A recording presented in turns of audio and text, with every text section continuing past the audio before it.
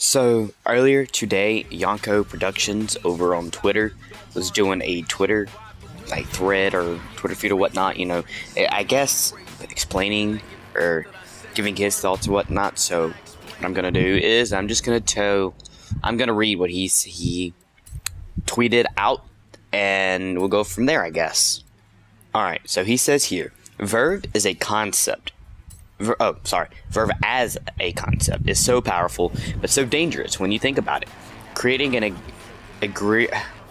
aggregator-esque platform for content works well and brings attention to Verve, but it's always tied down by its partners. In the end, its Achilles heel is the very reason people are drawn to it.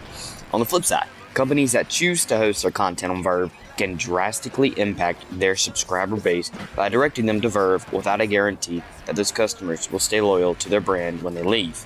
How many Verve subscribers are going to leave because Funimation is no longer there, and how many will let their subscription continue regardless due to the convenience or laziness? It's a very calculated risk of giving control of the platform to a competitor. As for HiDive, the biggest concern for being swallowed up by the clout of their competitor, they've been licensing amazing shows and built their platform because of being screwed by Crunchyroll and Funimation. And then Amazon, whilst the Verve base is tempting the loyalty built HiDive could be lost. Now, HiDive, the dubs they do, they did Monster Musume, No Game No Life, which they're pretty good dubs in my opinion.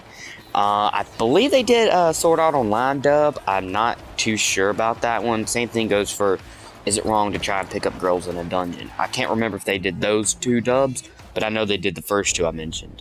And see, most people go to Funimation, though, because they're well known around in America for the dubs that they do. Especially, wonder probably over in Japan and over on everywhere in the world. Actually, what am I saying? Yeah, they're more well known than HiDive in the entire world is. So more people are probably going to go to Funimation for dubs than they would HiDive. So we're going to see how that plays out with that partnership. And then he goes on to say the Crunchyroll and Funimation deal made more sense due to the clear lines between sub and dub viewers, whereas this Verve X HiDive deal seems to invalidate the use for HiDive as a platform if all their exclusives, dubs and subs, will move to Verve. In spite of that, the winner in this case is the consumer. Rather than having to pay for two subscriptions, you get to keep one, and Verve still comes out on top for value in this regard. Excuse me. There are also those who wouldn't have subscribed to HiDive or Verve, either way, who may do so now. Yeah, see, Verve, people who subscribe to Verve there may be like a load of subscribers coming from HiDive to Verve and canceling their HiDive subscription because HiDive is now on Verve. It's like whenever Nickelodeon shows were put on Verve, like Cat Dog, and I can't remember some other ones. I just thought of Cat Dog immediately off the top of my head. But a whole lot of people subscribed to Verve so they could watch the old Nickelodeon or Nick shows on there. So it's gonna bring in a lot of people, and most of those people are gonna be ones from HiDive who cancel their subscription from the app to subscribe to the Verve Premium to get it. So we'll see how that plays out. And then again, he goes to say, winding back to Crunchyroll and Funimation for a bit, Funimation essentially handed a large variety of their catalog to Verve in return, and in return they only got to dub a few titles each season.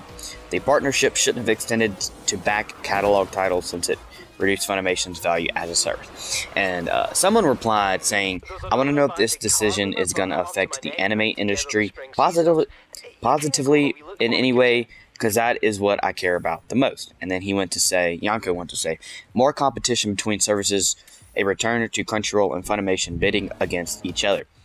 Japan will benefit through higher licensing fees as opposed to the unified front before, outside of Netflix and Amazon deals. And he's right. Japan is going to benefit from the higher licensing fees. That's a given. So we're going to see how all this plays out in the end. I've also got a memo from the Funimation CEO and President. I believe it's what it said. So we're going to go ahead and read that. All right. So we have a statement from the CEO of Funimation. We have his memo here, actually. Sorry, not a statement. And it says, "To all, I am writing to share some important news. Effective immediately, Funimation will once again independently acquire, market, and distribute anime to the entire community, to both sub and dubbed fans. This new feature is a result of our acquisition by Sony Pictures Television and additional investments Sony is making in our business to make Funimation a global sub and dubbed anime brand. As such, we've made the decision not to renew our collaboration with Crunchyroll, a relationship that ended this month. Our goal has always been to improve the fan experience and expand the reach of anime. We exceeded our goals in the past couple of years and have established ourselves as the anime industry's most advanced streaming platform, expanded our global footprint, and accelerated our dub speed to market for new episodes coming out of Japan. While our partnership with Crunchyroll is ending, we are excited about the future. The support of Sony Pictures Television and their commitment alongside ours to build the best experience we can for anime fans globally. On November 9th, 2018, our subscribers will have access to several hundred subbed titles when our catalog reverts to Funimation, while a handful of dubbed titles will no longer be available on Funimation Now.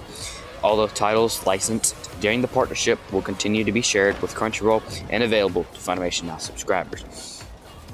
Thank you for your tireless work and dedication, as well as your unwavering commitment to bring the best anime to the most people possible." Now, what he's saying here with the all the titles licensed during the partnership, that means this season's anime shows, like a certain magical index. Sorry, that's only subbed on Crunchyroll. Sword Art Online Alicization. I don't know if that is going between the two. If one is going to stay and the other one's going to leave or not. But I know since it's on Funimation and Crunchyroll, that'd be a good example to use, because they were both, when they were partnered, that they were both able to bring the two over to Funimation and Crunchyroll. So yeah, figured I'd go ahead and make this. Video to let you guys know what's going on. I'm sure you've already seen Austin the Doctor's video. I'm recording this second. Jesus, can't English today. The second part, or I should say, the ending part, was recorded after his video had come out. But no, yeah, I'm sure you guys have already seen it, so you know what's happening as well. But I figured I'd go ahead and get it out anyway. Yeah, I just wanted to go ahead and let you guys know. Let me know what your thoughts and opinions are about this. I'm curious to know what you guys think, because it was a big announcement today. So yeah, with that being said, I will catch you guys in the next one. Peace.